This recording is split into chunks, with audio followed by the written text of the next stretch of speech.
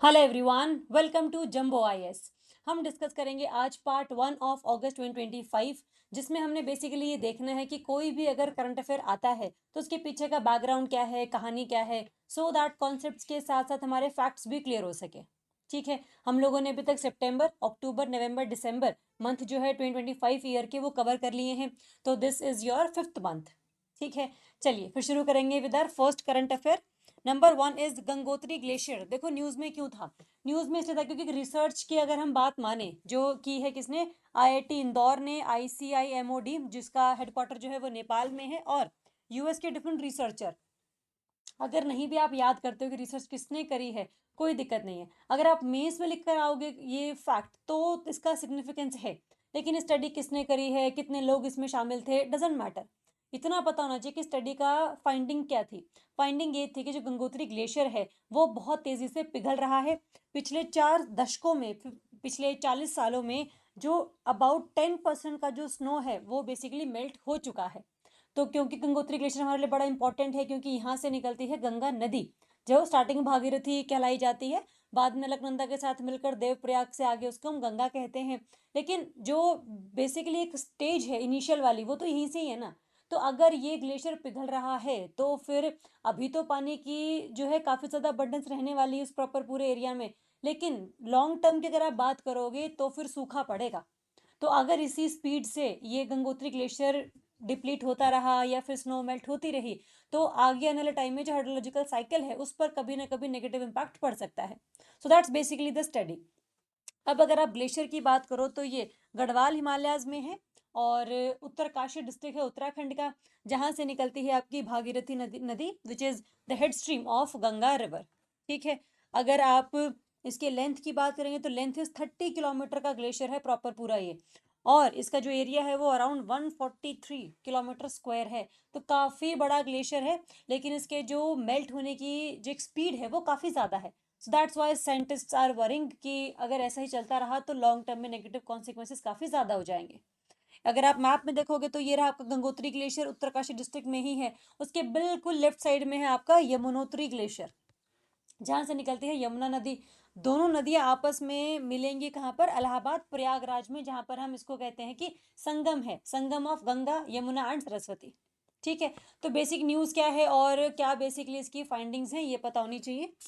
Next will talk about India का first sustainable aviation fuel plant from used cooking oil. देखो ये हम ना बहुत टाइम से सोच रहे थे करने का, कि जो घरों में कुकिंग ऑयल बच जाता है, जैसे मान लो आपने कुछ भी पकौड़े तले हैं, समोसे तले हैं, पूड़ियाँ तली हैं, उसके पीछे का जो ये ऑयल है ये बेसिकली दोबारा कंज्यूम करना नहीं चाहिए, क्योंकि एक बार अगर ऑयल बिल्कुल हीटअप हो गया तो उसमें काफ़ी ज़्यादा ट्रांस फैटी एसिड्स जो है वो आ जाते हैं, है ना। तो बेसिकली होना क्या चाहिए कि भाई उस ऑयल को या तो आप फेंक दो।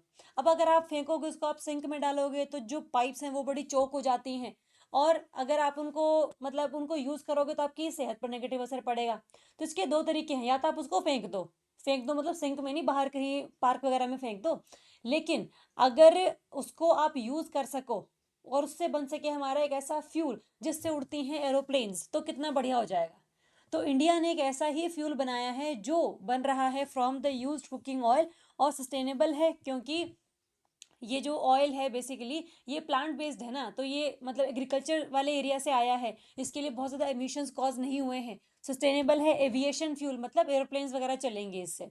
तो ये जो प्रॉपर सारा सिस्टम है ये कहाँ पर शुरू करने की बात की गई है, पानीपत की रिफाइनरी में, जो कि आईओसीएल के द्वारा ओन्ड है ना।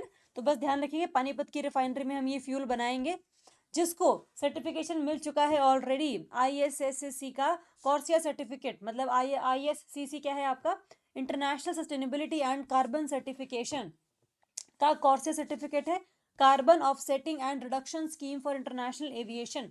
कि भाई अगर इंटरनेशनल एविएशन में आप किसी भी तरीके से कंट्रीब्यूट करते हो जिससे काफ़ी ज़्यादा उसमें पोल्यूशन लेवल कम होता है, तो वो पूरी टेक्नोलॉजी को मिलता है सर्टिफिकेट। ठीक है, और ये कंप्लाई भी करती है with ICAO's international civil aviation organisation के ग्लोबल कार्बन ऑफसेटिंग स्कीम से भी। ऑफसेटिंग का मतलब होता है कंपनसेशन, कि भाई ये जो कार्बन है यहाँ पर एमिट हुआ था, इसको कंपनसेट करने के लिए मैंने यहाँ पर एमिट नहीं होने दिया। ठीक है, so that's basically the idea. तो सर्टिफिकेशन मिला हुआ है ऑलरेडी, किस रिफाइनरी में शुरू हुआ है ये पता होना चाहिए। और पोटेंशियल बायर्स भी, जैसे हम लोग तो अभी खुद के लिए बना रहे हैं, लेकिन आगे आने वाले टाइम में इसको हम यूरोपियन एयरलाइंस को बेच सकते हैं, है ना। साथ में ईयू के ब्लेंडिंग मैंडेट्स भी हैं कि भाई आपने इस फ्यूल में इथेनॉल मिलाना है, डीजल में आइसोब्यूटेनॉल मिलाना है। तो काफ़ी सारे जो है इनके मैंडेट्स रहेंगे, बट अगेन ये पोटेंशियल है, अभी इसका कुछ कंफर्मेशन हम कह नहीं सकते, लेकिन फ्यूचर में इसके साथ कोलैबोरेशन हम लोग कर सकते हैं। फ्यूचर पाथवे है कि भाई आईओसी ये कह रहा है कि भाई हम लोग ना एल्कोहल टू जेट टेक्नोलॉजी बना रहे हैं यूजिंग इथेनॉल, मतलब कि एक इथेनॉल से, मतलब एल्कोहल ही है बेसिकली देखा जाए तो, एल्कोहल से हम जेट फ्यूल बना रहे हैं। So that's basically the killer idea, है ना। तो और जो ये सस्टेनेबल एविएशन फ्यूल है, जो कुकिंग ऑयल है, उससे तो हम बना ही रहे हैं, इसके अलावा और भी चीज़ों से बन सकता है ये। जैसे बनेगा आपका ये ऑयल सीड प्लांट से, एनर्जी ग्रासेस से, एलगी से बन सकता है, हमने बात की थी third stage biofuel, third generation biofuel. इसके अलावा म्यूनिसिपल सॉलिड वेस्ट है, fat oil greases from cooking waste and meat production, everything is covered in this. Agriculture and forestry residue, industrial carbon monoxide waste gas, है ना। तो मतलब कहने का ये है कि पोल्यूशन लेवल भी कम होगा, और इन सब चीज़ों का आप यूज़ करके एक ऐसा फ्यूल बना पाओगे जिससे कि एयरप्लेन उड़ते होंगे। So that's the idea. Next, we'll talk about India commissioned its first indigenously developed 1 megawatt green hydrogen plant। देखो ग्रीन हाइड्रोजन क्या होती है ये हम बहुत बार डिस्कस कर चुके हैं, तो आपको पता हो जाना चाहिए कि what is the difference between blue, brown, grey and green hydrogen. अगर आपको नहीं आइडिया है तो हम लोगों ने पहले डिस्कस किया हुआ है, नोट्स को निकालो और उसमें से एक बार रिवाइज कर लो, क्योंकि मैं बता दूंगी, लेकिन अगर आपको मैंने पहले बताया ही था अब वो नहीं याद है ना, इसका मतलब कि कहीं ना कहीं तो दिक्कत है। अगर याद है तो देखो वेरी गुड बात है वो, अगर नहीं याद है तो अपने नोट्स को खोलो, उसमें टिक मार्क करो, हाईलाइटर करो, सो दैट आपको फ्यूचर के लिए वो याद रह जाए। ठीक है, क्वेश्चन ये भी है कि इंडिया का फर्स्ट इंडिजिनस जो है 1 मेगावाट का ग्रीन हाइड्रोजन का प्लांट जो है वो कहाँ पर लगा है? दीनदयाल पोर्ट कांडला में लगा है ये, जिसको मतलब दीनदयाल उपाध्याय पोर्ट है अभी ये, इसको पहले हम कांडला पोर्ट बोलते थे, गुजरात में है बेसिकली ये। और ये नेशनल ग्रीन हाइड्रोजन मिशन के अंडर आता है, जिसमें हम ये चाहते हैं कि भाई हर साल हम 5 मिलियन मेट्रिक टन को प्रोड्यूस करें ऑफ ग्रीन हाइड्रोजन ऑब्वियसली। ठीक है, तो ये हमारा टारगेट है। And maritime India vision 2030। देखो हम लोगों ने एक बार बात करी थी वीओ चिदम्बरनार पोर्ट की, जिसमें हम लोगों ने यही बोला था कि भाई इसमें भी तो हम लोगों ने जो ग्रीन हाइड्रोजन का प्लांट है वो लगाया है, जिससे कि पोर्ट की पूरी फैसिलिटीज़ में जो मतलब एनर्जी है वो कंज्यूम होगी, लाइट्स वगैरह जलेंगी, स्ट्रीट लाइट्स वगैरह वगैरह। तो ये भी आपकी सेम ही चीज़ है। एग्जाम में क्वेश्चन अगर आएगा तो फिर आंसर कौन सा सही है कि भाई कहाँ पर पहला जो ग्रीन हाइड्रोजन प्लांट है वो लगा है, then answer will be your Deendayal Upadhyay port, ये इसका आंसर रहेगा। ठीक है, इसमें शुरू हो चुका है ये, और ये 1 मेगावाट का है। ठीक है, ये आपका अंडर ग्रीन हाइड्रोजन मिशन भी आता है। ठीक है, और ये जो है इसका 1 मेगावाट की जो फैसिलिटी है ये पहले शुरू होगी, टोटल हमें कितनी करनी है? 10 मेगावाट करना है इसे। ठीक है, जिससे कि आपका इंडिया का क्लीन मैरीटाइम ऑपरेशंस को भी हम सपोर्ट करते हैं। ठीक है ना। तो पहली ऐसी फैसिलिटी है at Indian airport, sorry Indian port, पहले दीनदयाल में आया है, उसके बाद चिदम्बरनार पोर्ट पर आया है। दोनों ही आपकी मेजर पोर्ट्स हैं, दोनों में ये तो सिमिलैरिटी है ही है। डिफरेंस हल्का सा बस इसमें ये है कि इसमें कमीशन की जा चुकी है, 10 मेगावाट का जो है एनर्जी डेवलप होगा again in the phased manner. उसमें जो है अभी एक ग्रीन ग्रीन इनिशिएटिव जो है वो शुरू हुआ है, मतलब एक आप कह लो कि इस दीनदयाल उपाध्याय में ग्रीन हाइड्रोजन प्लांट लगाया गया है। आपका जो वीओ चिदम्बरनार है उसमें ग्रीन मिशन के तहत वो वाला प्लांट लगाया गया है। मतलब दो चीज़ों में डिफरेंस है थोड़ा सा, लेकिन अगर एग्जाम में क्वेश्चन आता है कि कौन सा पहले है तो आंसर विल बी और दीनदयाल उपाध्याय पोर्ट। ठीक है, एक तो ये चीज़। दूसरा, डेवलप किसने किया है? ये पूरा हमारा मेक इन इंडिया इनिशिएटिव है ये, बाय इंडियन इंजीनियर्स, जिसको जो है डीपीए दीनदयाल उपाध्याय जो पोर्ट अथॉरिटी है कोलैबोरेशन में लिया है विद लार्सन एंड टार्बो एलएनटी के साथ। टेक्नोलॉजी यूज़ हुई है, हम लोगों ने खुद ही मैन्युफैक्चर किए हैं इलेक्ट्रोलाइजर्स, जिससे बनती है ग्रीन हाइड्रोजन, क्योंकि हमने क्या करनी है, इलेक्ट्रोलाइसिस प्रोसेस करनी है by using renewable energy resources. तो ये this is the process to create green hydrogen. तो ये हम लोगों को ऑलरेडी पता है, इस पर डिटेल में हम लोग नहीं जा रहे हैं। कैपेसिटी इसकी कितनी है? अराउंड 140 मेट्रिक टन ये डेवलप करेगा एनुअली ऑफ ग्रीन हाइड्रोजन। ठीक है, तो ये बहुत इंपॉर्टेंट है। ठीक है, इसके अलावा जो है फर्स्ट फेज में 1 मेगावाट का भी जो green hydrogen as a energy वो हम प्रोड्यूस करेंगे, और फिर धीरे धीरे 5 मेगावाट एंड देन लास्ट में 10 मेगावाट बाय नेक्स्ट ईयर का, ये फिजिकल ईयर मतलब 2027 वाले साल की हम बात कर रहे हैं। ठीक है, तो पायलट यूज़ है, मतलब स्टार्टिंग करी है हम लोगों ने, तो ये इतना ज़्यादा ग्रीन हाइड्रोजन बना सकता है जिससे कि 11 हाइड्रोजन बस चल सकती हैं, और जो पोर्ट की स्ट्रीट लाइटिंग है उसको हम शुरू कर सकते हैं। ठीक है, इस वाले में जो ग्रीन हाइड्रोजन है उसमें हम लोग मेनली फोकस कर रहे हैं कि इसको हम ना एज अ फ्यूल इस्तेमाल करें अपनी शिप्स वगैरह में, है ना। जो एनर्जी है वो भी हम क्रिएट कर रहे हैं सो दैट ये लाइटिंग वगैरह का भी सिस्टम रहे। चिदम्बरनार में ये वो वाला नहीं है कि हाइड्रोजन एज अ फ्यूल बना के उसको हम लोग पूरा का पूरा ऐसे शिप्स वगैरह में इस्तेमाल करेंगे, उसमें वो नहीं था। उसमें बेसिकली सिर्फ ये है कि हम पोर्ट अथॉरिटी को हम लोगों ने सारा का सारा चलाना है with the help of green hydrogen. तो हल्का सा ये डिफरेंस है दोनों चीज़ों में, इसको आप हल्का सा ध्यान रखना, इंपॉर्टेंट है ये।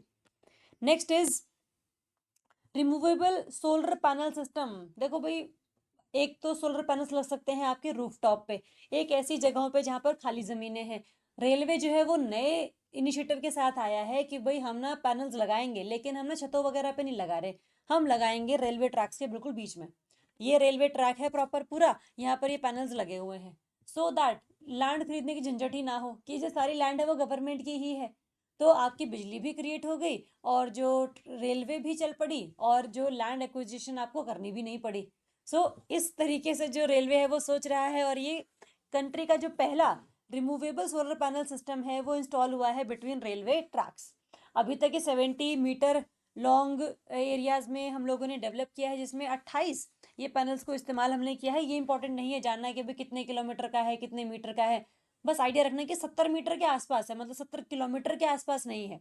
एग्जाम में क्वेश्चन अगर आएगा तो किलोमीटर मीटर में ही खेलेंगे ये लोग, तो ध्यान रखना इस चीज़ का। अच्छा, लॉन्च कब हुआ है? अगस्त 2025 में लॉन्च हुआ है at Banaras locomotive works Varanasi by ministry of railway. ठीक है, तो ये कहाँ पर है? बनारस वाले एरिया में है, ये याद रखेंगे। और बस यही है कि no need for large land acquisition. So बस लैंड एक्वायर करने के डर से ही हम लोगों ने जो ये पैनल्स वगैरह हैं वो ट्रैक के विद इन ही लगाने शुरू कर दिए। ठीक है, चलिए next is state energy efficiency index 2024 अभी रिसेंटली रिलीज हुआ है। एनर्जी एफिशिएंसी का मतलब होता है कि भाई आपके घर की सभी लाइटें जल रही हैं लेकिन बिल कम आ रहा है, मतलब कि आपने बहुत ही कम वॉट को इस्तेमाल करके जो है ज़्यादा एनर्जी क्रिएट करी है, प्रोड्यूस करी है, यूज़ करी है। तो वो आप कितना अच्छे लेवल पर कर पा रहे हैं, how much energy efficient is your state, उसको हम रैंक करते हैं। और ये जो रैंकिंग है वो देती है BEE, bureau of energy efficiency, with the collaboration of AEEE alliance for energy efficient economy. ठीक है, 2018 में इसको पहली बार लॉन्च किया गया था, ये इसका 6th एडिशन है। इसको हमने स्टेट्स, इसमें हम लोगों ने स्टेट्स को क्लासिफाई किया है, जिसमें फ्रंट रनर्स वो हैं जो कम से कम 60% से ज़्यादा अचीव कर चुके हैं, कि इन्होंने काफ़ी अच्छा काम किया है। फिर है अचीवर्स जिनका 50 to 60% रहता है, कंटेंडर्स 30 to 50%, एंड लास्ट में aspirants which is less than 30%। मतलब एक परसेंटेज होता है ना कि आप कितना काम कर रहे हैं, आपका जो स्टेट है वो कितना अच्छे तरीके से इसको रेगुलेट वगैरह कर रहा है। तो इसमें महाराष्ट्र जो है वो सबसे ज़्यादा टॉप पर है। इसके अलावा आंध्र प्रदेश है, फिर आसाम है, और फिर लास्ट में आपका त्रिपुरा है। ठीक है, ये आपके टॉप परफॉर्मर्स हैं इन एवरी कैटेगरी, जिसमें आप बात कर लो अपना फ्रंट रनर्स में महाराष्ट्र है, देन अचीवर्स में आंध्रा है, अपने कंटेंडर्स में आसाम है, और एस्पिरेंट्स में त्रिपुरा है। एग्जाम में क्वेश्चन इसके ऊपर आएगा कि कौन कौन से स्टेट्स इसमें इंक्लूडेड हैं। ठीक है, और अगर हम बीई की बात करें तो ये आती है अंडर एनर्जी कंजर्वेशन एक्ट 2001, और इसको हम क्या बोल सकते हैं कि it is a statutory body, क्योंकि किसी भी एक्ट के अंदर, किसी भी स्टैट्यूट के अंदर कोई बॉडी अगर बनती है, that body is to be known as statutory body. ठीक है, इसके पास पावर्स भी ज़्यादा हैं, मिनिस्ट्री ऑफ पावर के ये अंडर आती है। इसके और रोल्स क्या हैं? स्टार रेटिंग प्रोग्राम्स को ये इम्प्लीमेंट करती है फॉर अप्लायंसेज। जैसे लगा होता है ना हर अप्लायंस पे कि 3 स्टार है, 4 स्टार है, 1 स्टार है, उतनी एनर्जी एफिशिएंसी उनकी कमियाँ ज़्यादा होती है। अगर किसी टीवी पर लगा हुआ है 5 स्टार, मतलब ये बिजली बहुत कम खाएगा। अगर 1 स्टार लिखा हुआ है तो ये बिजली बहुत ज़्यादा खाने वाला है, भले कितनी अच्छी क्वालिटी का हो, बिजली बिल्कुल ज़्यादा आपका बिल लेकर आएगी ही आएगी। ठीक है, तो स्टार रेटिंग जो परफॉर्मेंस है ऑफ अप्लायंसेज, ये भी कौन देता है? This BEE. ये स्टेट्स को गाइड करती है through state energy efficiency index and action plan. आपको बता दिया कि भाई आप एस्पिरेंट कैटेगरी में आते हो, अब क्या करोगे? अब जो है आपने कुछ मॉडल्स को अडॉप्ट करना है, खास करके महाराष्ट्र जैसे, आंध्र प्रदेश जैसे, सो दैट आपके यहाँ पर भी जो मॉडल है वो बाकी और स्टेट्स अडॉप्ट करें, है ना। तो गाइडिंग जो सिस्टम है वो बीई प्रोवाइड करती है। इंडिया के जो कमिटमेंट्स हैं to climate goals and energy transition की, भाई हमें 2070 तक बनना है नेट कार्बन न्यूट्रल, मतलब कि जितना कार्बन हम एमिट करें एटमॉस्फेयर में उससे कहीं ज़्यादा या कम से कम उतना तो हम दोबारा से एब्जॉर्ब कर लें। तो अल्टीमेट जो एडिशन है कार्बन की वो ना हो from anthropogenic activities and specially from India area, है ना। तो ये हम चाहते हैं। तो ये कब होगा? जब हम कम एनर्जी को प्रोड्यूस करेंगे थ्रू कोल। ये अब कब होगा? जब जो अप्लायंसेस वगैरह होंगे वो कम एनर्जी को कंज्यूम करेंगे, है ना, उनकी एफिशिएंसी ज़्यादा होगी। तो इसीलिए हम चाहते हैं कि एनर्जी कम प्रोड्यूस हो, लेकिन जितनी प्रोड्यूस हो वो ज़्यादा एफिशिएंसी के साथ ज़्यादा लाइटिंग बेसिकली प्रोवाइड हम लोगों को करे, है ना। तो इसीलिए बस पता होना चाहिए कि इंडेक्स कौन निकालता है, कितने साल में निकलता है, और इसके क्या और स्पेसिफिकेशंस हैं इसके लास्ट में, ये फ्रंट रनर्स, अचीवर्स, कंटेंडर्स और एस्पिरेंट्स में कौन कौन टॉपर है। चलिए next we will talk about national designated authority for carbon market. तो कार्बन मार्केट तो पहले समझना है आपने को होता क्या है। जैसे हम पेरिस अग्रीमेंट की बात करते हैं, क्योटो प्रोटोकॉल की बात करते हैं, ये है आपका UNFCCC, UN framework convention on climate change. ये एक कन्वेंशन है जो 1992 में रियो समिट के टाइम पर आई थी। रियो समिट मतलब अर्थ समिट, है ना। उसमें ये बोला गया था कि भाई हमें ना क्लाइमेट चेंज के रिगार्डिंग कुछ करना चाहिए। तो ये कुछ करना चाहिए में हमने 1997 में लेकर आया था क्योटो प्रोटोकॉल। क्योटो प्रोटोकॉल ने बनाया था CO2 को एज कमोडिटी, मतलब आप कार्बन डाइऑक्साइड को खरीद सकते हैं, बेच सकते हैं। हर कंट्री को हमने टारगेट दिया कि भाई कम से कम ना आप कोशिश करना अपने देश में से आपने कार्बन कम से कम एमिट होने देना है ना। जैसे अगर मैं कहूँ इंडिया या यूएसए की हम बात कर लेते हैं, इंडिया है ये और ये है आपका यूएसए, दोनों को ही बोला कि भाई आपने सिर्फ 100 टन ऑफ CO2 को ही एमिट करना है पूरे साल में। इसको बोला कि आप 1000 टन ऑफ CO2 कर सकते हो because you are more industrialised, क्योंकि इंडस्ट्री जो इतनी इंडिया में है उतनी यूएसए में तो बहुत बहुत ज़्यादा है ना। इंडिया को टारगेट मिला है 100 टन का। इंडिया ने अब इंडस्ट्री डेवलप करनी ही नहीं है, या हो मतलब है ही नहीं हमारे यहाँ पे। तो इसने सिर्फ और सिर्फ क्या किया, 50 टन ऑफ CO2 को ही मतलब रिलीज करवाया इनटू द एटमॉस्फेयर। यूएसए ने इंडस्ट्रीज डेवलप करी और 1000 की बजाय जो है 1100 टन ऑफ CO2 को एमिट कर दिया एटमॉस्फेयर में। तो अब दोनों के जो टारगेट्स हैं वो तो ब्रीच हो गए, मतलब इंडिया का अचीव तो हो गया ऑब्वियसली, बट बहुत कम है, अभी 50 वो और एमिट कर सकता था। बट यूएसए का तो टारगेट ब्रीच हो गया, उसको तो 1100 पर पहुंचना नहीं था, उसको 1000 के नीचे ही रहना था। तो अब क्या होगा कि CO2, ये जो कार्बन एमिशन है, ये यूएसए इंडिया से खरीद लेगा और टारगेट जो है अपना उसको क्या कर लेगा कि भाई मैंने 1000 नहीं बल्कि जो है मैंने सिर्फ 950 जो टन है उतना ही मैंने एमिट किया है। ठीक है, मतलब मैंने 50 इंडिया से खरीद लिए। इंडिया को मैंने क्या दिया? इंडिया को दिए मैंने पैसे, इंडिया को दी मैंने टेक्नोलॉजी, जिससे कि आप भी अपने देश में जो है नए टेक्नोलॉजी को यूज करके इंडस्ट्रीज को लगा सकते हैं। So that's Kyoto protocol which made CO2 as commodity, that carbon जो है या CO2 जो है it can be traded, it can be sold, it can be bought, है ना। तो ये सारी जो चीजें हैं वो रही क्योटो प्रोटोकॉल में। क्योटो का ही आगे अल्टीमेटली जो सक्सेसर है that is Paris agreement. Paris agreement का एक आर्टिकल है जो आपको पता होना चाहिए, विच इज योर आर्टिकल 6। ठीक है, इसमें आर्टिकल 6.2, 6.4, 6.8 ये सब है, अपने को नहीं जानना। हमें इतना जानना है कि भाई आर्टिकल 6 कहता है कि कार्बन मार्केट्स होती हैं और जहाँ पर कार्बन को हम ट्रेड करते हैं, खरीदते हैं, बेचते हैं। तो ये जो प्रॉपर सारा सिस्टम है, ये करने के लिए अभी सेंट्रल गवर्नमेंट ने 21 मेंबर की NDA, नेशनल डेजिग्नेटेड अथॉरिटी जो है उसको इस्टेब्लिश किया है to enable India's carbon market, created by MOEFCC which is chaired by environment secretary. मतलब ये जो बॉडी है, ये जो हमारी बॉडी है अपना NDA, it will be chaired by environment secretary. ठीक है, मतलब कोई ना कोई जो सिविल सर्वेंट है वही इसको चेयर कर रहा होगा। ये मैंडेटरी स्टेप है under article 6 of Paris agreement, ये पता होना चाहिए हमें, क्योंकि आर्टिकल 6 ही जो है पेरिस अग्रीमेंट का ये बोलता है that CO2 can be traded. ठीक है, तो इसके बारे में और जान लेते हैं कि जो NDA है वो और क्या करेगा। प्रोजेक्ट्स को करेगा अप्रूव कि भाई कौन सी ऐसी यूनिट है जो एमिशन को रिड्यूस कर रही है। जैसे मान लो कि आपने एक बिजली बनानी है 50 मेगावाट की, वही बनेगी आपकी सोलर से, वो बन सकती है आपकी कोल से भी। अगर आप उतनी ही एनर्जी कोल से बनाओगे तो कम से कम जो है 100 टन ऑफ CO2 जो एनुअली है एमिट करोगे आप वहां से। लेकिन अगर आप सोलर से बनाओगे तो ये 0 टन एमिट होगा। तो कौन सा प्रोजेक्ट ऐसा है जो एमिशंस को रिड्यूस करता है, कौन सा रिड्यूस नहीं करता है, ये अप्रूवल देने की जो अथॉरिटी है वो बेसिकली किसके पास होगी? एनडीए के पास होगी। इसके अलावा नेशनल क्राइटेरिया कि भाई और एक्टिविटीज क्या है eligible for trading aligned with India sustainability goals, कि भाई ऐसा ना हो कि भाई आप खरीदते ही रह रहे हैं, मतलब अपने टारगेट्स को भी आपने अचीव करने की कोशिश करनी है। ऐसा नहीं कि टारगेट ब्रीच कर दिया, पैसे दे दिए और टारगेट्स को खरीद लिया, ऐसा भी नहीं होना चाहिए। तो क्राइटेरिया बेसिकली सेटअप किया जाएगा बाय एनडीए।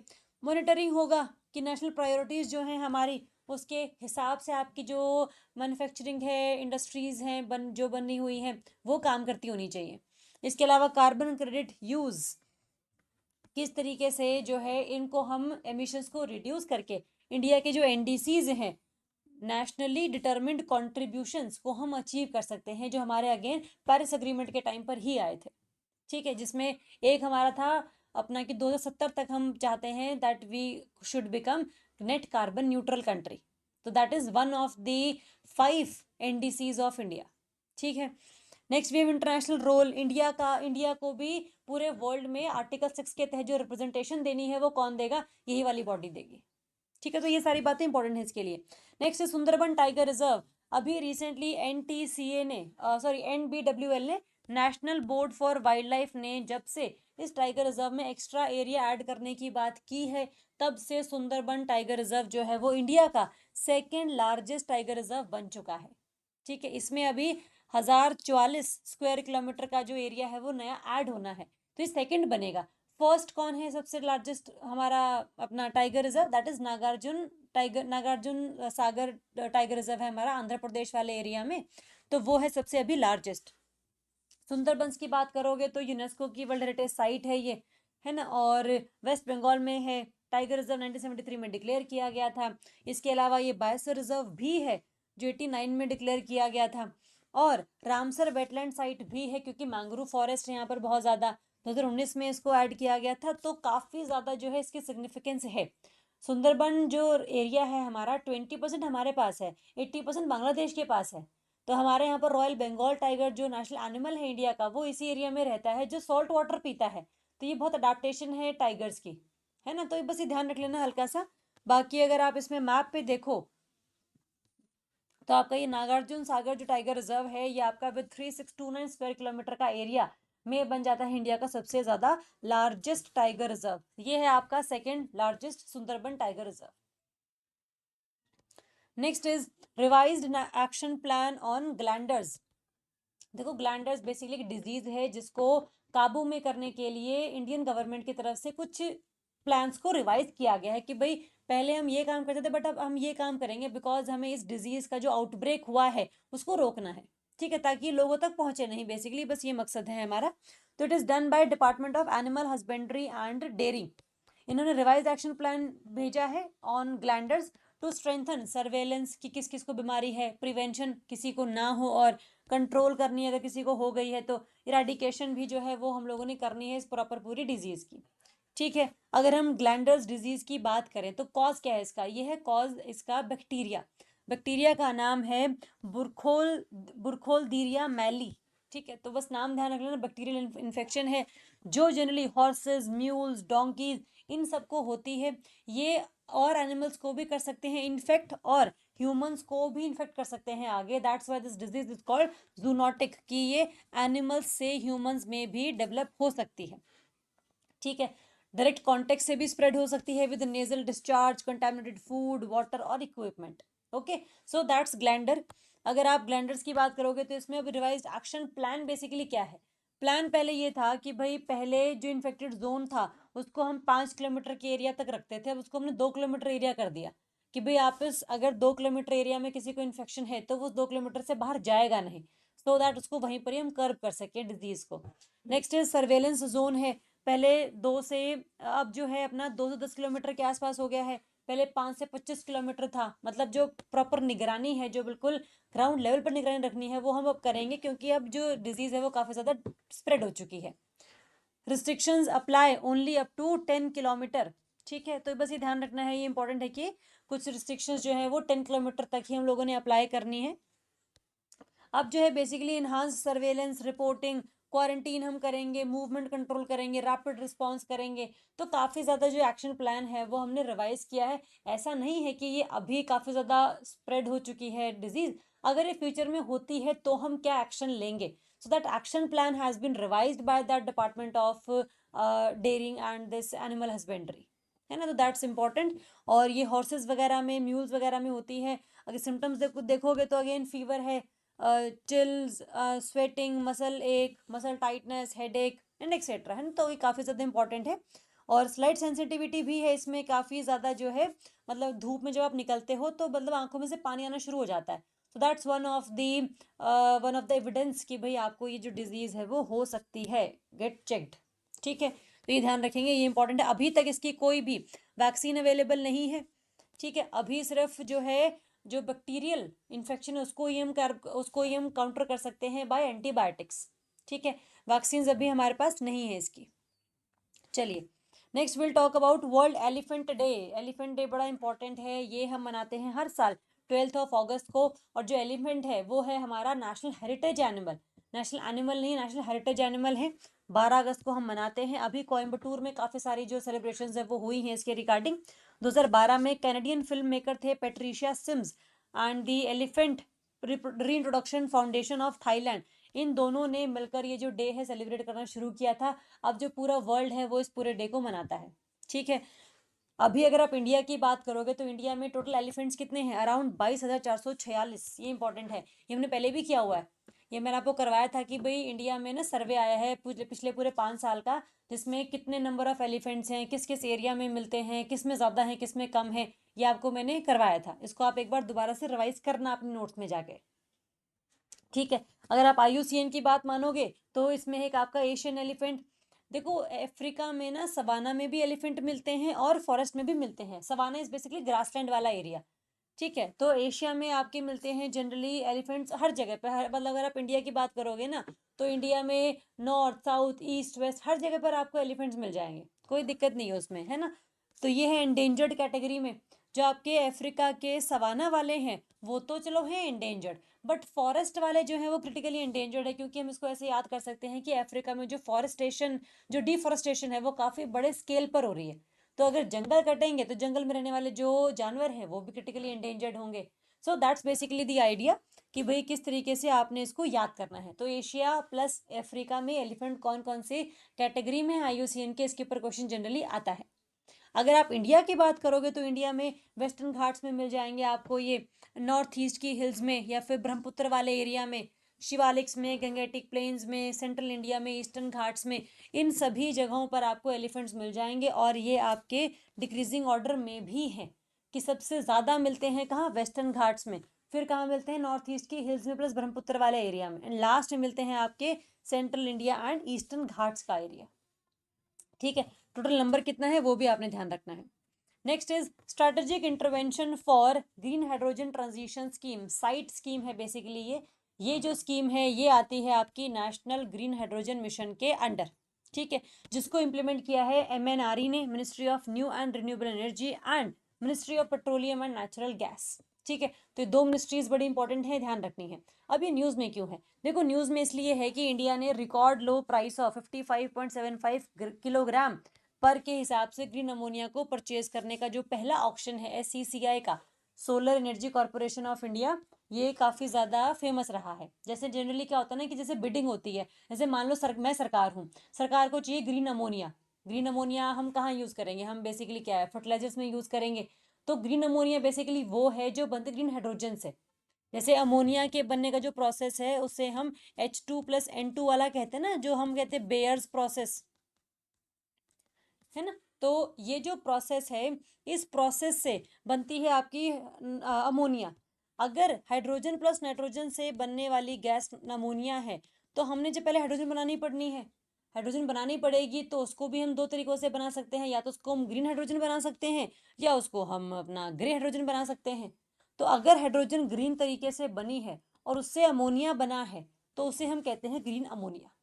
ठीक है, जिसको हम आगे फर्टिलाइजर्स में इस्तेमाल कर सकते हैं, हम शिपिंग फ्यूल में इस्तेमाल कर सकते हैं, केमिकल मैन्युफैक्चरिंग में इस्तेमाल कर सकते हैं। तो काफ़ी सारी इसकी एक आप कह लो कि एप्लीकेशंस हैं, और इसको बनाने के लिए हमें काफ़ी सारे पैसे खर्च करने पड़ने थे।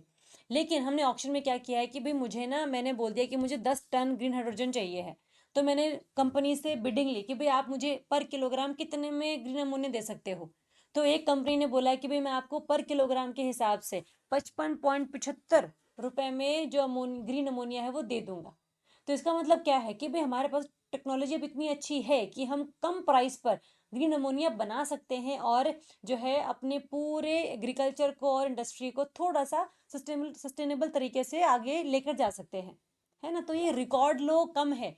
अदरवाइज पहले कभी 100 रुपए पर केजी ग्रीन अमोनिया हम लोगों को मिल रही है, कभी 200 रुपए पर केजी अमोनिया है ग्रीन वाली। तो ये काफ़ी ज़्यादा कम है, इसीलिए इस की काफ़ी जिक्र हो रहा है इस पूरे ऑक्शन का। ये जो पूरा ऑक्शन है वो किसके अंडर होता है, साइट स्कीम के अंडर होता है, कि भाई हम लोगों ने ग्रीन हाइड्रोजन की जो बेसिकली इस्तेमाल है वो आगे और सब चीज़ों में भी करना है। ठीक है, इसके अलावा बस ये आपको डायग्राम देखना है। दिस इज रिन्यूएबल रिसोर्सेज, इससे अगर बनेगा तो बनेगा ग्रीन हाइड्रोजन। हाइड्रोजन अगर ग्रीन है तो उससे क्या बनेगा, आपका ग्रीन अमोनिया। ठीक है, चलिए next will talk about India electric mobility index, IEMI। NITI Aayog ने लॉन्च किया है, नाम से क्लियर है कि भाई जो अपने स्टेट्स या यूटीज हैं वो कितने अच्छे तरीके से अपने यहाँ पर पेट्रोल या डीजल के व्हीकल को ट्रांजिशन कर पा रहे हैं टू इलेक्ट्रिक व्हीकल्स। तो इसका एक इंडेक्स है कि भाई कौन सा जो ये यूटी या स्टेट है वो अच्छा कर रहा है। जैसे अगर आप इंडिकेटर्स की बात करोगे तो उसमें 3 इंडिकेटर्स हैं। ट्रांसपोर्ट इलेक्ट्रिफिकेशन प्रोग्रेस, कि आपने जो प्रॉपर पूरा आपका ट्रांसपोर्ट है, जैसे पब्लिक ट्रांसपोर्ट हो गया, प्राइवेट ट्रांसपोर्ट हो गया, उसको कितना अच्छे लेवल से इलेक्ट्रीफाई किया है, उसकी प्रोग्रेस क्या है। पिछले साल कितने कर रहे थे आप, इस साल कितने कर रहे हैं। Next is charging infrastructure readiness, लोगों ने इलेक्ट्रिक व्हीकल खरीद भी लिए, चार्ज कहाँ करेंगे। तो चार्जिंग स्टेशन अगर है नहीं आपके पास तो फिर बेचने भी कंपनीज के द्वारा इलेक्ट्रिक व्हीकल खत्म हो जाएंगे, उसका वेस्टेज है basically. EV research and innovative ecosystem, EV को और कैसे और इम्प्रूव कर सकते हैं। जनरली क्या होता है ना कि लोग पहाड़ों में ले जाते हैं ईवी को, वो खराब हो जाती है वहां पे क्योंकि बैटरी बिल्कुल बोल गई है उसकी। तो ऐसा ना हो, तो मतलब ऐसा क्यों कब नहीं होगा, जब आपने प्रॉपर रिसर्च कर रखी होगी कि भाई इतने टेम्परेचर में भी जो गाड़ी का इंजन है, गाड़ी की जो बैटरी है वो बिल्कुल खराब ना हो। तो इनोवेशन कैसी होनी चाहिए, इंफ्रास्ट्रक्चर बढ़िया होना चाहिए, जो इलेक्ट्रिफिकेशन में प्रोग्रेस है वो कितने लेवल पर होनी चाहिए, वो सब चीज़ों को ध्यान रखकर आपको मिलता है रैंक। और रैंक कौन देगा आपको, नीति आयोग देगा। अभी के लिए दिल्ली, महाराष्ट्र और चंडीगढ़, ये 3 ऐसे टॉप स्टेट प्लस यूटी निकलकर सामने आए हैं जिन्होंने काफ़ी ज़्यादा इलेक्ट्रिक मोबिलिटी रेडिनेस और इनोवेशन पे काम किया है।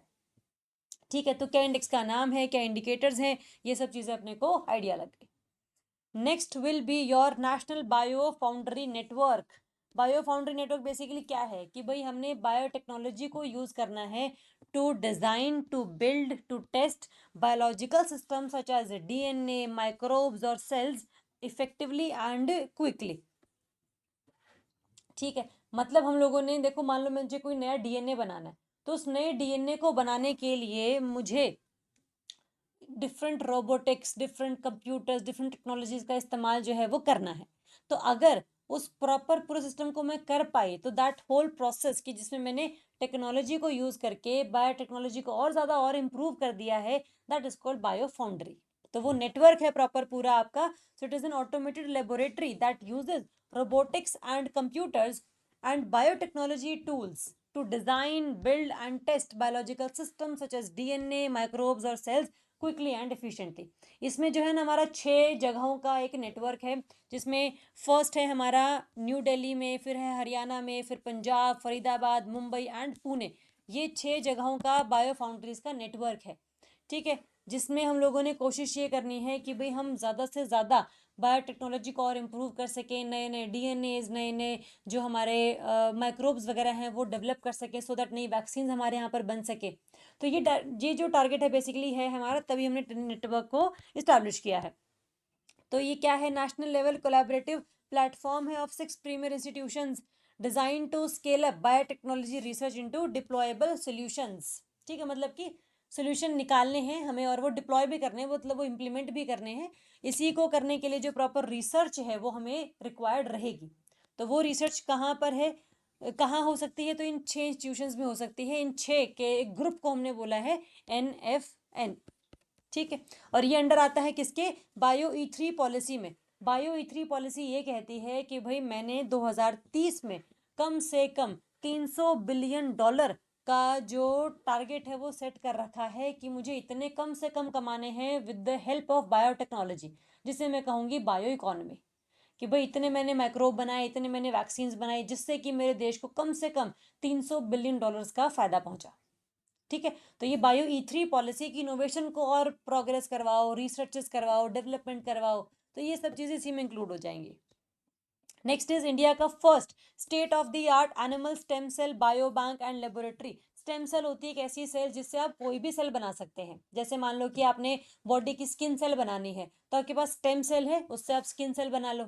कोई और सेल बनानी, मान लो किडनी सेल बनानी है, हार्ट सेल बनानी है, तो कुछ भी आप बना सको फ्रॉम पर्टिकुलर सेल, उसे हम कहते हैं स्टेम सेल। जैसे हम कहते हैं ना, जब जाइगोट जब बनता है, zygote is the basic merger of ovum, the female egg and sperm।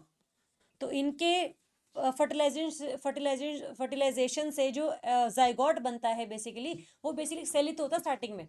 उस सेल से ही आगे पूरा हमारा ह्यूमन बॉडी डेवलप होता है, तो उसे हम कहते हैं स्टेम सेल, है ना। तो स्टेम सेल्स बेसिकली जब प्लेसेंटा होता है बेबी के साथ जुड़ा हुआ, जो मदर के साथ जुड़ा हुआ होता है, तो उसमें से स्टेम सेल हम लोग निकाल सकते हैं, सो दैट अगर फ्यूचर में मान लो आपको कोई डिजीज हो जाए, मान लो जो आपकी बॉडी सेल्स डेवलप नहीं हो पा रही हैं, या फिर आपको कैंसरस डिजीज हो गई है, तो आपकी उन स्टेम सेल्स को जो हमने प्रिजर्व करके रखी हुई थी पहले, उनसे हम आपकी डिफरेंट सेल्स बना सकते हैं और आपकी बॉडी में करवा देंगे इंट्रोड्यूस, सो दैट आपको किसी भी और पर्सन से उन सेल्स को लेने की जरूरत नहीं है, क्योंकि आपकी बॉडी में फिट होंगी भी नहीं, है ना। तो मतलब बेसिकली ये आइडिया ये रहता है। तो ऐसे ही स्टेम सेल का बायो बैंक होता है, हम स्टेम सेल्स को ना प्रिजर्व करते हैं। तो ये एनिमल स्टेम सेल की हम बात कर रहे हैं, जहां पर हमने उनको प्रिजर्व करके रखा हुआ है एक लैब वगैरह में। जो कहाँ पे रखे हैं हमने? हैदराबाद में। हैदराबाद की कौन सी लैब में? National institute of animal biotechnology NIAB, ठीक है। जिसको हम लोगों ने इस्तेमाल करना है to preserve, research, utilise animal stem cells for regenerative medicine. इन सेल्स से हम लोग नई मेडिसिन बना सकते हैं, डिजीज को मॉडल कर सकते हैं। तो मतलब काफ़ी सारी चीज़ें हम कर सकते हैं इससे। अगर कोई एनिमल जो है वो एक्सटिंक्ट भी हो जाता है, तो इन स्टेम सेल्स के थ्रू हम लोग उनको दोबारा से लेकर आ सकते हैं एनवायरनमेंट में, एटमॉस्फेयर में, है ना। तो मतलब दैट डिपेंड्स। तो ये सब चीज़ें हम कर सकते हैं with the help of stem cell. हमारी बॉडी में हर सेल की एक स्टेम सेल होती है। जैसे हमारी बॉडी पे, जैसे मान लो स्किन पे कोई ऐसे कट लग गया, तो धीरे धीरे वो अपने आप को हील कर लेगी बॉडी, दोबारा से हमारे उस एरिया पे नई स्किन आ जाएगी। तो वो नई स्किन कहाँ से आई है? वो नई स्किन सेल बनाई गई हैं, क्योंकि हमारी स्किन के नीचे जो स्टेम सेल्स प्रेजेंट है। सबसे तेज स्टेम सेल्स कौन सी होती है? स्किन वाली होती है। सबसे स्लो वाली होती है नर्व सेल वाली, जो न्यूरॉन्स बेसिकली होते हैं ना। तो जो नर्व सेल है, अगर एक बार डैमेज हो गई, कि आपकी बॉडी का जो एक सिग्नल है जो ब्रेन तक जाता है, अगर वो जो लेके जाती है नर्व सेल्स, अगर वो वीक पड़ गई, तो वो धीरे धीरे बॉडी बनानी शुरू करती है स्टेम सेल्स के थ्रू, लेकिन वो बहुत जल्दी बनती नहीं है। तभी अगर अल्जाइमर डिजीज हो जाती है, या फिर पार्किंसंस डिजीज हो जाती है, जिससे कि आपको भूलने की बीमारी लगनी शुरू हो जाती है, तो मेमोरी जो है बेसिकली हमारी लॉस होनी शुरू हो गई है। और जो है हमारे को जो फील है, जैसे कुछ भी, जैसे आपकी बॉडी में ठंडा गर्म कुछ भी जो है वो फील होना खत्म हो जाता है। तो ये नर्व सेल्स का जो काम था to provide signal to your brain, जिससे आपकी बॉडी रिस्पॉन्ड कर सके, वो धीरे धीरे लूज होना शुरू हो जाता है। And that's the basically because कि स्टेम सेल्स हमारी बॉडी में है, उससे नर्व सेल बन सकती है, बट वो बहुत ही स्लो प्रोसेस है ना। तो दैट्स बेसिकली कि स्टेम सेल्स को हम ऐसे प्रिजर्व करके रखते हैं, सो दैट एनिमल्स में भी अगर कोई मान लो डिजीज आ जाए, है ना, उनसे उनको उनको बचाने के लिए हम कुछ वैक्सीन बनाना चाह रहे हैं, तो उनको भी हम बना सकते हैं विद दीज स्टेम सेल्स, है ना। तो इंपॉर्टेंट है ये। कहाँ पर है? हैदराबाद में। कौन सी लैब में है, कहाँ पर है, बस ये पता होना चाहिए। Next is your Shreshth state health regulatory excellence index. ये index basically union health ministry ने लॉन्च किया है, जो बस ये दिखाता है कि भाई स्टेट गवर्नमेंट कितना अच्छा काम कर रही हैं अपने स्टेट में ड्रग सिस्टम को रेगुलेट करने के लिए, कि आपके यहाँ पर बढ़िया मेडिसिन मिलती हैं क्या, जो घटिया मेडिसिन हैं उनको आप लोगों ने पकड़ लिया क्या, फिर आपने सभी कंपनीज को बैन कर दिया। तो ये ड्रग रेगुलेटरी सिस्टम्स कितने अच्छे तरीके से आपके काम कर रहे हैं, उन सबको जो है आपने स्ट्रेंथन करा है कि नहीं करा है, आपने स्टैंडर्ड सेट करे हैं कि नहीं करे हैं, उसके रिगार्डिंग जो है आपका पूरा स्टेट्स को हम लोग एक दोबारा से रैंकिंग देंगे। तो अभी रिसेंटली हमने इसको लॉन्च किया है, अभी हमने इसके पैरामीटर्स डिसाइड किए हैं। है आपका ह्यूमन रिसोर्स के आपके यहाँ पर क्या इंस्पेक्शन करने वाले लोग अवेलेबल हैं, इंस्पेक्टर्स हैं इंस्पेक्शन वाले, इंफ्रास्ट्रक्चर उनके पास इक्विपमेंट्स हैं बढ़िया।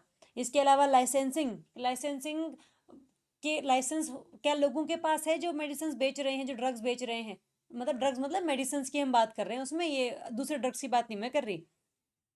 सर्वेलेंस की नज़र कितनी रख पा रही है स्टेट गवर्नमेंट। रिस्पॉन्सिवनेस, पता लग गया कि भाई ये जाली मेडिसिन बेच रहे हैं, तब आप क्या कर सकते हो, कितनी जल्दी काम कर सकते हो, है ना। तो क्या आपके पास पावर है, क्या आपने अभी तक लोगों को पनिशमेंट दी है, क्या आपने केस चलाए हैं, क्या आपने इन्वेस्टिगेशन करी है, ये सब चीज़ों को यूज़ करके बताना है कि भाई कौन सा स्टेट अच्छा है, कौन सा स्टेट बुरा काम कर रहा है इस पूरे सिस्टम में।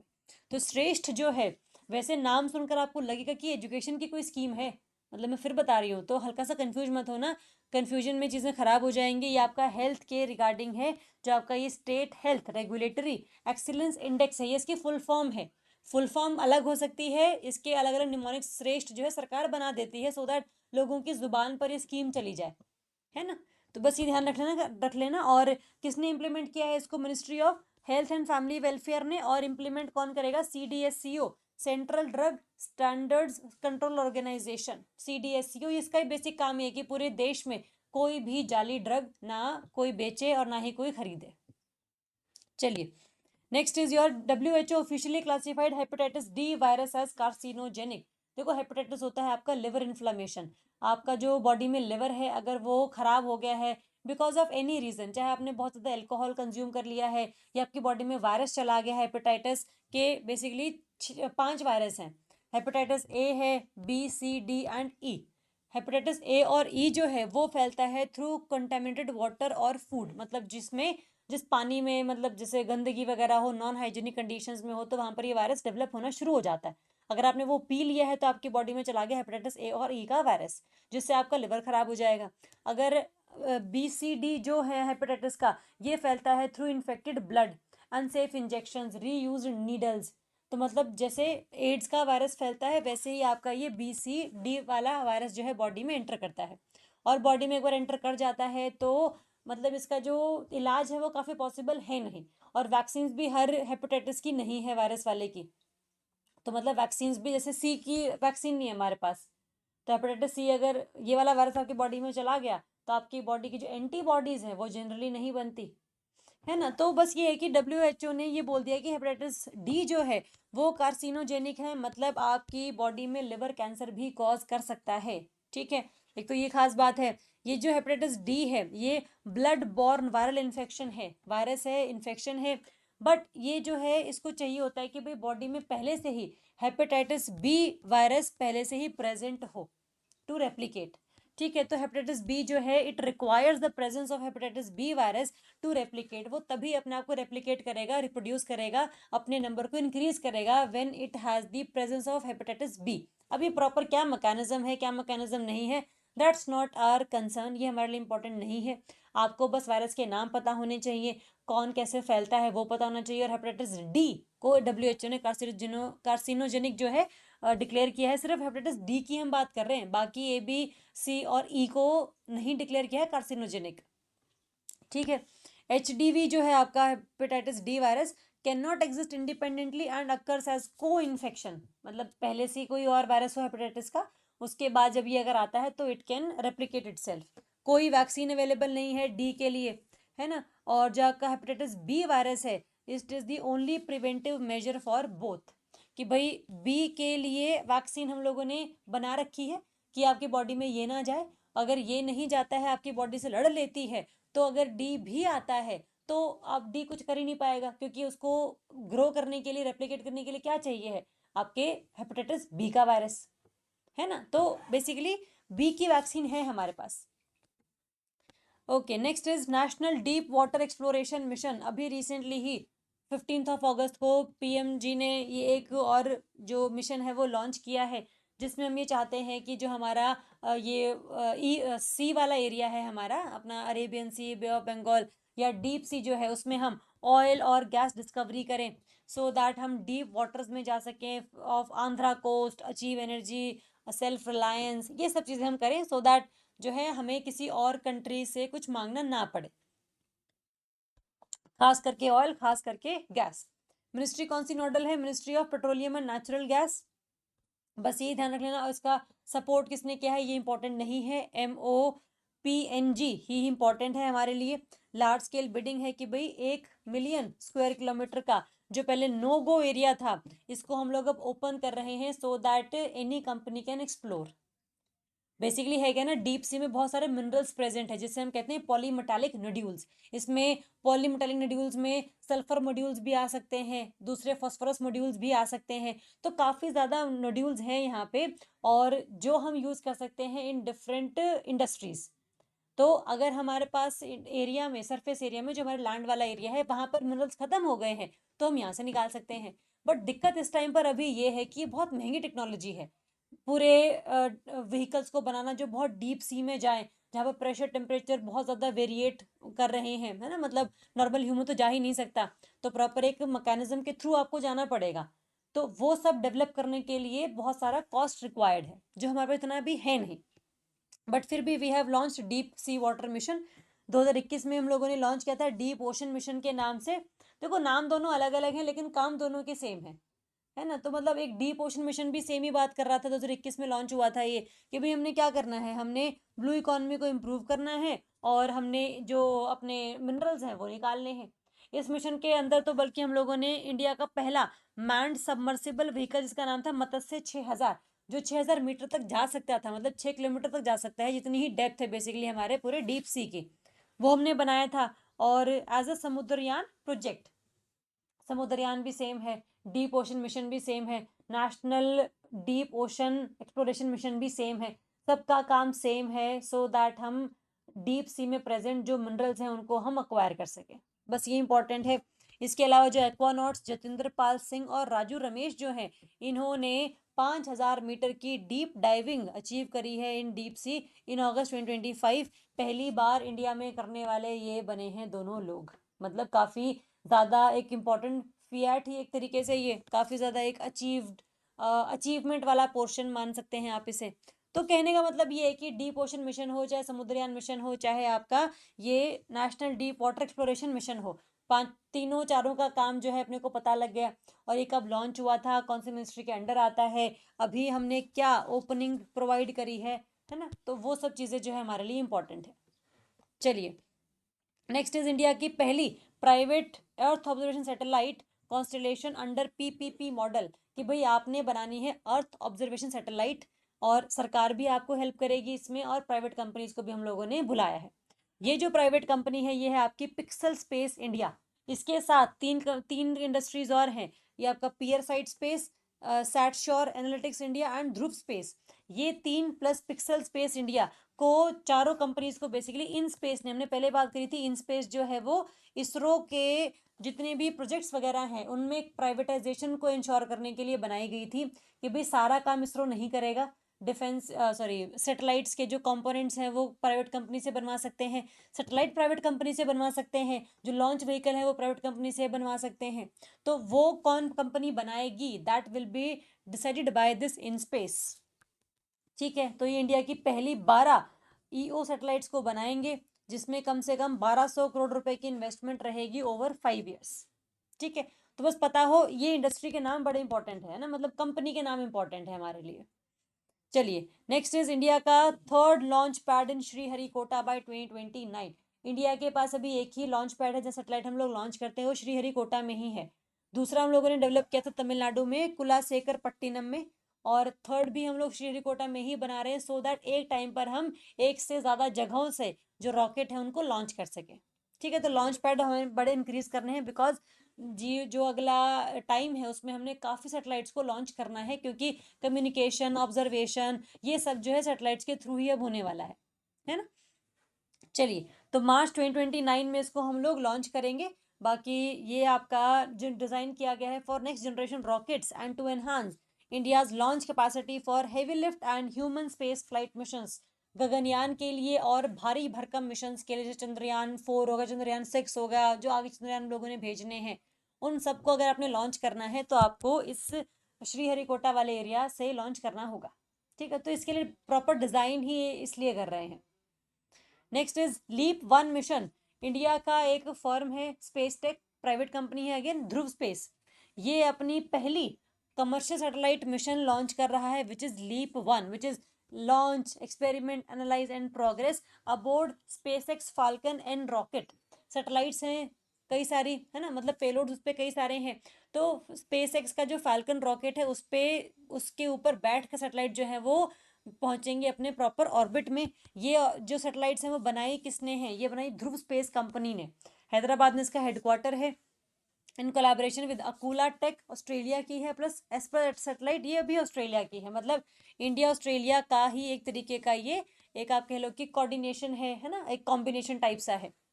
इसके अलावा ये built on Dhruva P-30 satellite bus qualified earlier via ISRO's PSLV C-58 मिशन। मतलब जैसे लॉन्च व्हीकल इसरो के हैं PSLV, GSLV, नॉर्मल LMV, वैसे ही ध्रुव कंपनी का भी P-30 सैटेलाइट बस बेसिकली इन लोगों ने बनाई है प्लेटफॉर्म में बेसिकली, है ना। तो लॉन्च आप कहीं से भी कर सकते हैं इसे, लेकिन अभी के लिए जो है ये अपनी पहली सैटेलाइट को लॉन्च करेगा अबोर्ड स्पेसएक्स का फाल्कन 9 एंड रॉकेट। ठीक है, तो बेसिकली ये इंपॉर्टेंट है। इसके दो पेलोड्स हैं। पहला है नेक्सस 01, जो कि एक an in orbit AIML artificial intelligence machine learning module है विद सेल्फ ट्रेनिंग कैपेबिलिटीज। ये खुद अपने आप को, मतलब एक टाइप अपने आप में रोबोट है, ये पेलोड नहीं है, रोबोट है जो अपने आप को मतलब एक तरीके से ठीक कर लेगा या फिर अडेप्ट कर लेगा अकॉर्डिंग टू कि भी उनको इन्फॉर्मेशन कौन कौन सी मिल रही है, जैसे अगेन कोई भी रोबोट वगैरह होता है। Next we have OTR-2, hyper spectral imaging sensor है for high resolution earth observation. मतलब अर्थ ऑब्जर्वेशन सैटेलाइट है बेसिकली ये वाली। तो जो लीप 1 मिशन है ये किसका है? ध्रुव स्पेस का है। कहाँ से सैटेलाइट्स को लॉन्च किया गया है, क्या इसके पेलोड्स हैं, पेलोड्स का क्या बेसिकली काम है ना, तो वो सब चीज़ें जो है हमारे लिए इंपॉर्टेंट है। Next we have human outer planetary exploration hope. Bengaluru की कंपनी है प्रोटो प्लैनेट, जो बना रही है एक ह्यूमन आउटर प्लेनेटरी एक्सप्लोरेशन, एक ऐसा स्टेशन जो ना मतलब बाहर के, मतलब जैसे मार्स हो गया और सारे अलग प्लैनेट्स हो गए, उनके एरिया का जो प्रॉपर एक सेटअप है वो यहाँ पर क्रिएट होगा कि भाई उतनी ऑक्सीजन वहाँ पर है, उतनी CO2 वहाँ पर है, उतना ही पानी का लेवल वहाँ पर है। तो वो सब जो चीज़ें हैं वो यहाँ पर सिमुलेट करेगा फॉर लूनर और मार्शियन कंडीशंस, चांद और अभी मंगल ग्रह की बात चल रही है। तो एक ऐसा मिशन है ये जो आपका सिमुलेशन रिसर्च स्टेशन है, जो आपका लद्दाख में है, हाई ऑल्टीट्यूड में, सोकर बेसिन में, मतलब सोकर बेसिन है यहाँ पर एक, मतलब नदी लेक वगैरह का प्रॉपर एरिया है आपका ये, जिसमें ये अर्थ के टेरेन नहीं बल्कि जो है अर्थ के अलग जो प्लैनेट्स हैं उनके टेरेन, उनके एनवायरमेंटल कंडीशंस उनको मिमिक करेगा, सो दैट हम रिसर्च कर सकें कि इनके ऊपर कौन कौन सी रेडिएशंस आती हैं, किस लेवल पर जो है यहाँ पर लाइफ पॉसिबल हो सकती है फ्यूचर में, कितने मिनरल्स मिल सकते हैं, क्या पहले लाइफ पॉसिबल थी या नहीं थी। तो वो सब चीज़ें जो है मिमिक बेसिकली करनी है हम लोगों ने इस अंडर दिस होप मिशन। ठीक है, इससे बस हमें ये पता लगाना है कि भाई क्या हम फ्यूचर में चांद पे जा सकते हैं, चांद पे रहने जा सकते हैं, या फिर मार्स पे रहने के लिए लाइफ पॉसिबल कर सकते हैं, है ना। तो मतलब कहने का ये है कि बहुत ही लॉन्ग टर्म मिशंस पर हम लोगों ने ये वाला मिशन जो है वो लॉन्च किया है। किसने लॉन्च किया है? बेंगलुरु की कंपनी है प्रोटो प्लैनेट, इसरो का नहीं है, प्राइवेट कंपनीज की बात कर रहे हैं हम लोग आज। चलिए, next we have exercise bright star. ये है आपका USA और इजिप्ट के द्वारा होस्टेड एक सैटेलाइट, ये एक एक्सरसाइज जो कि है मल्टीलेटरल, सिर्फ इंडिया ही नहीं बल्कि और भी सारी कंट्रीज इसमें अवेलेबल हैं, और ये सिर्फ आर्मी, एयरफोर्स या नेवी की नहीं, तीनों की है ये। ठीक है, कहाँ पर हुई है? Middle east, north Africa reason की सबसे वन ऑफ द लार्जेस्ट है ये, है ना। हर 2 साल में एक बार ये करवाई जाती है कंडक्ट। हमें ये इतनी नहीं याद करनी, इंपॉर्टेंट नहीं है। ठीक है, अभी बस पता हो कि इजिप्ट में हम लोगों ने इसको करवाया है, और इसका नाम क्या है? Bright star. ब्राइट स्टार है तो कई सारी चीज़ें हैं, मतलब ट्राईलेटरल, ट्राई सर्विस एक्सरसाइज है, मल्टीलेटरल है, और इजिप्ट है, प्लस आपका USA है। ये कुछ 3-4 बातें हैं जो अपने को इसमें याद रखनी है। Next we have super Garuda shield 2025। ये भी क्या है? आपकी एक्सरसाइज है जो इंडोनेशिया और USA ने साथ मिलकर होस्ट करी है, जिसका अगेन काम क्या है कि पैसिफिक ओशन में, इंडियन ओशन में जो टेंशन है उनको थोड़ा सा काउंटर करना, सभी देशों की कोऑर्डिनेशन बनाए रखना। जकार्ता में हुई है अभी ये, सुमात्रा में, मतलब इंडोनेशिया में बेसिकली हुई है ये। और मल्टीनेशनल है, मिलिट्री एक्सरसाइज है आपकी, हर साल होती है। तो इसमें सारे देश आते हैं, Indian ocean plus Pacific ocean वाले। तो एक्सरसाइज है बेसिकली ये, सो दैट कोई और जो कंट्री है अपनी हेजिमनी यहाँ पर क्रिएट ना कर दे। तो एक रीजनल सिक्योरिटी के पर्पज से एक्सरसाइज की जाती है ये वाली। Next we have in INS Udaygiri and Himgiri. ये है आपका प्रोजेक्ट 17A के तहत नीलगिरी क्लास फ्रिगेट हम बना रहे हैं। फ्रिगेट हमने पता है क्या है कि कॉर्वेट से थोड़े से और बड़े साइज के, डिस्ट्रॉयर से थोड़े से कम साइज के, दैट वी नो। तो फ्रिगेट है बेसिकली आपका ये। और उदयगिरी एंड हिमगिरी, इसमें आपके ना नीलगिरी क्लास में सात शिप्स थी। 4 बना रही है MDL, Mazagon dock ship builders limited. और जिसमें नीलगिरी, उदयगिरी और तारागिरी ये बनाएगा MDL। और दूसरे हैं आपके एक महेंद्रगिरी। 4 है MDL के द्वारा, 3 है GRSC, ये आपका कोलकाता में है। यह है हिमगिरी, दूनागिरी एंड विंध्यागिरी। अगर आपको नहीं भी याद करने नाम, बस इतना याद कर लेना कि भाई इसमें MDL और GRSC ये दोनों मिलकर बना रहे हैं नीलगिरी वाले सारी शिप्स अंडर प्रोजेक्ट 17A। ठीक है, अभी उदयगिरी और हिमगिरी दोनों ही को हम लोगों ने कमीशन किया है इनटू इंडियन नेवी, बस इसलिए इंपॉर्टेंट न्यूज है हमारी ये। नेक्स्ट वी हैव सर्वोत्तम युद्ध सेवा मेडल। कि भाई ये जो मेडल है ये उनको मिलते हैं जो बहुत ही अच्छा काम करते हैं प्रॉपर पूरे वॉर सिचुएशन में, है ना। बट काफ़ी कम लोगों को अभी तक ये मिला है। 2025 से पहले सिर्फ ये 3 लोगों को मिला था। अब जो है ऑपरेशन सिंदूर के बाद काफ़ी लोगों को ये दोबारा दिया गया है बाय प्रेसिडेंट ऑफ इंडिया। ठीक है, 79th इंडिपेंडेंस डे के दिन ये मिला था। और फर्स्ट टाइम मिला है आफ्टर कारगिल वॉर, मतलब काफ़ी टाइम हो गया उसके बाद ये पहली बार किसी को मिला है। It is India's highest war time distinguished service decoration, मतलब परमवीर चक्र जैसा नहीं है ये, बट फिर भी आपने काफ़ी अच्छी सेवा प्रोवाइड करी है इस प्रॉपर पूरे टाइम में, दैट इज़ इम्पॉर्टेंट। 1980 में ये आया था, बट कभी कभी अवार्ड मिलता है किसी किसी को ये वाला। तो इसमें जैसे एयर मार्शल नर्मदेश्वर तिवारी हैं, मार्शल नागेश कपूर हैं, जितेंद्र मिश्रा हैं, AK भारती हैं। इनके ऊपर क्वेश्चन जो है जनरली बन सकता है कि किन इनमें से किन को मिला है या किन को नहीं मिला है। तो हल्के से निमोनिक से आप इसको याद कर लेना।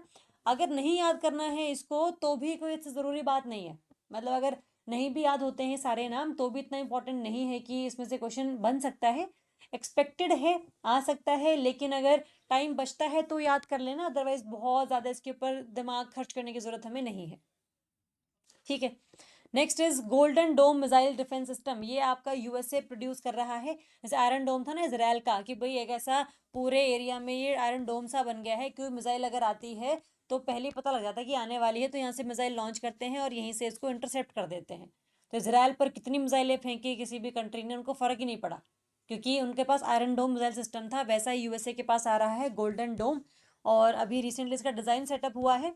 नेक्स्ट जनरेशन है US मिसाइल डिफेंस प्रोग्राम है, जिसमें सिर्फ देशों से आने वाले ही नहीं बल्कि स्पेस से आने वाले जो मिसाइल्स हैं या सैटेलाइट्स हैं उनको भी इंटरसेप्ट कर सकता है।